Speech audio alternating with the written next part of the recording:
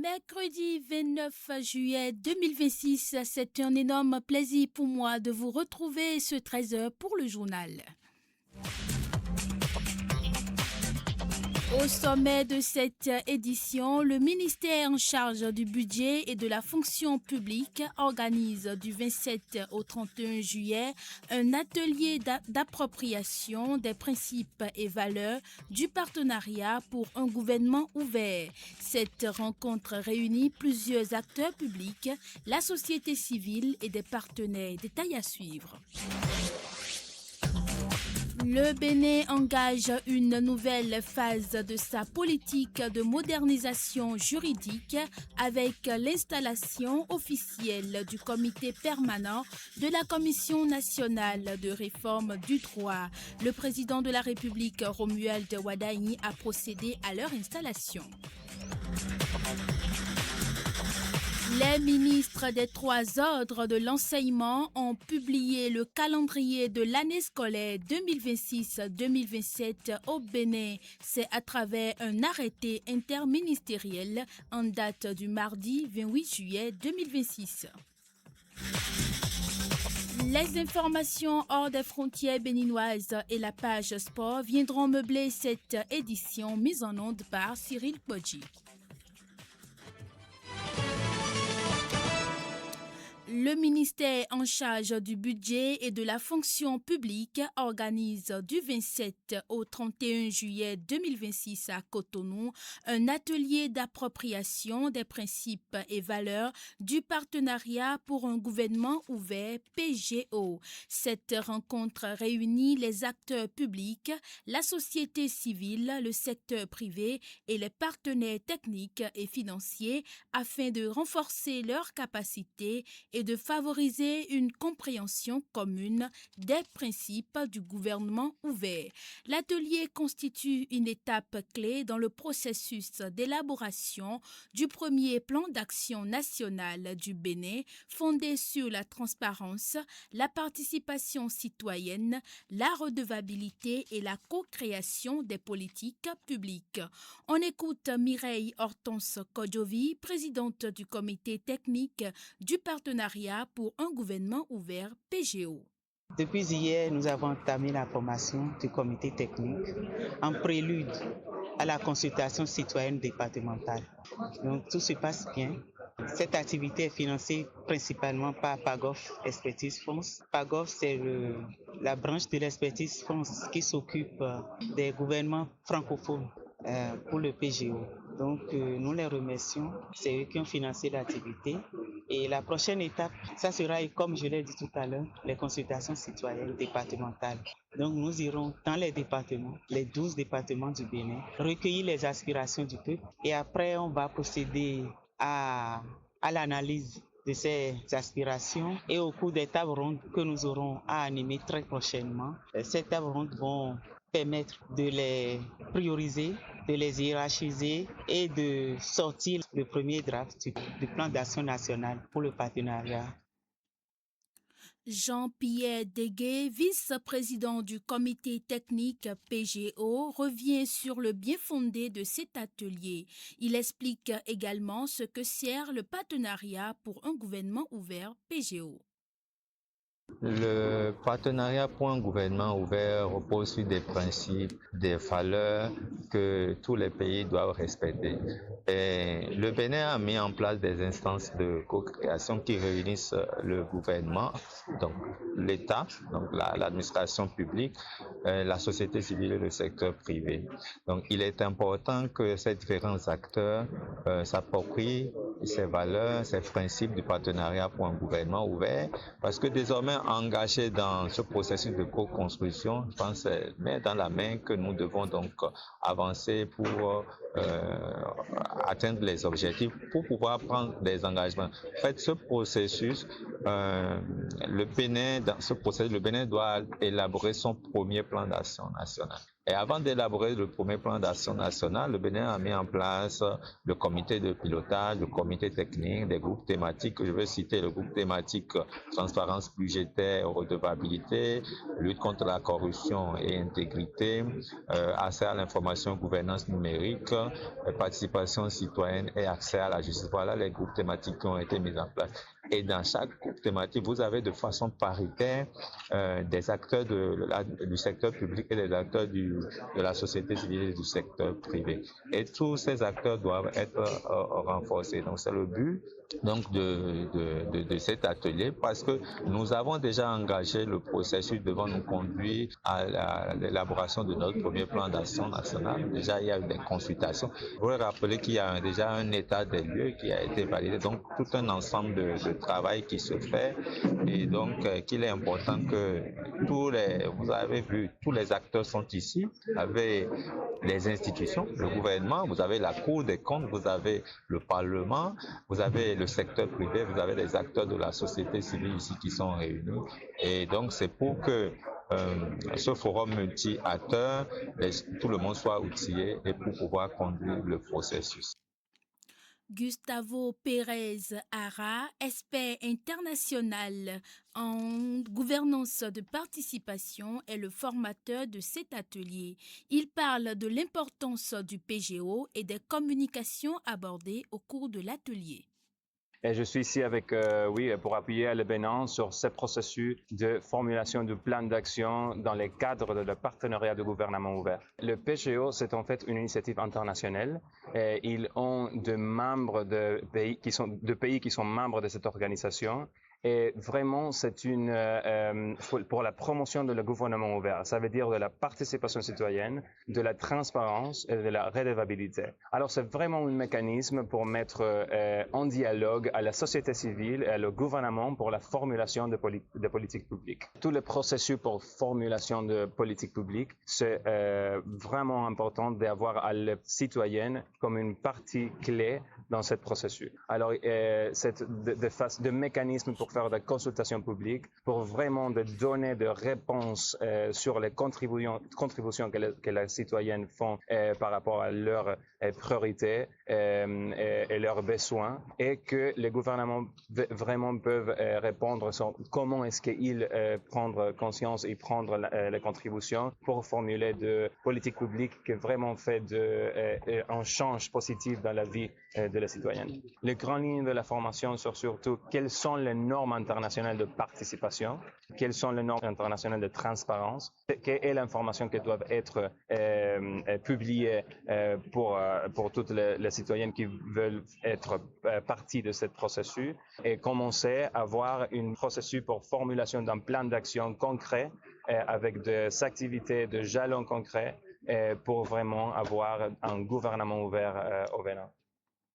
Pour Djabi Kassim Taba, conseiller à la Cour des comptes et président du Présidium, à l'occasion de cet atelier, les participants ont pris part de cette formation avec engouement.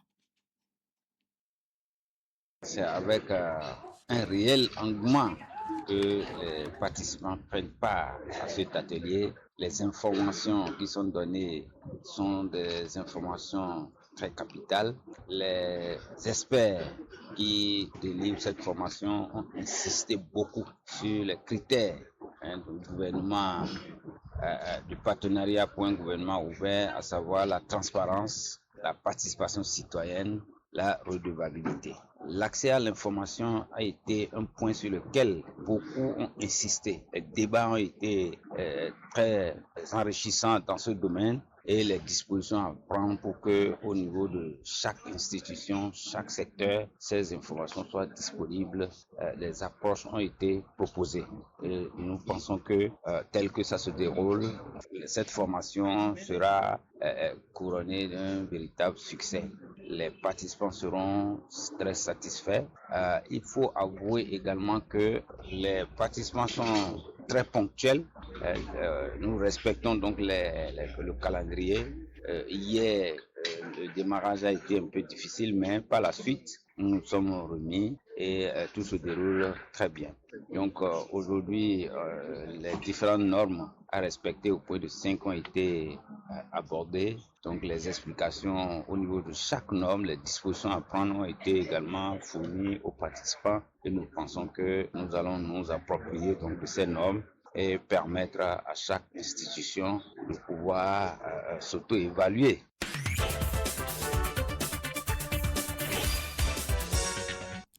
Au plan national, à présent, sachez que le Bénin engage une nouvelle phase de sa politique de modernisation juridique avec l'installation officielle du comité permanent de la Commission nationale de réforme du droit. Le président de la République, Romuald Wadaini, les a officiellement installés mardi 28 juillet 2026 lors d'une cérémonie organisée au Palais de la Marina. La cérémonie s'est tenue en présence de la vice-présidente de la République, des présidents d'institutions et du ministre de la Justice et de la Législation. Mise en place dans le cadre du prolongement des réformes institutionnelles engagées par le gouvernement, le comité permanent aura notamment pour mission d'assurer une veille sur les textes en vigueur, de proposer des réformes législatives et réglementaires et d'appuyer les pouvoirs publics dans l'élaboration de nouvelles normes. Le comité est présidé par Noël Baguidi.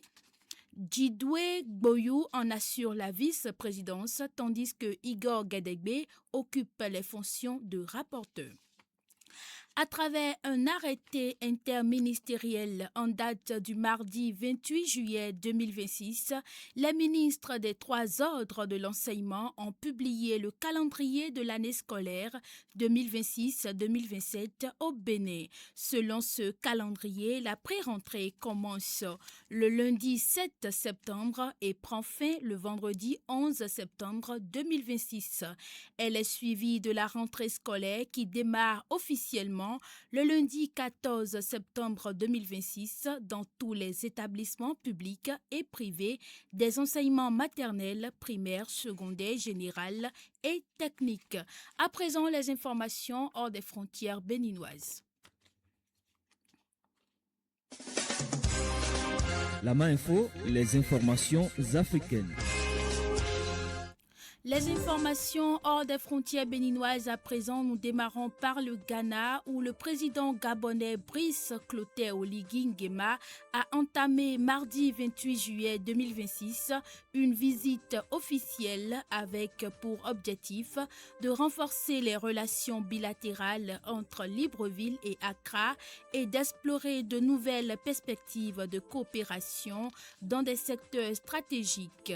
Les deux dirigeants vont échanger sur plusieurs dossiers d'intérêt commun, notamment le développement des échanges commerciaux, le renforcement de la coopération économique, la sécurité régionale et les enjeux liés à l'intégration africaine.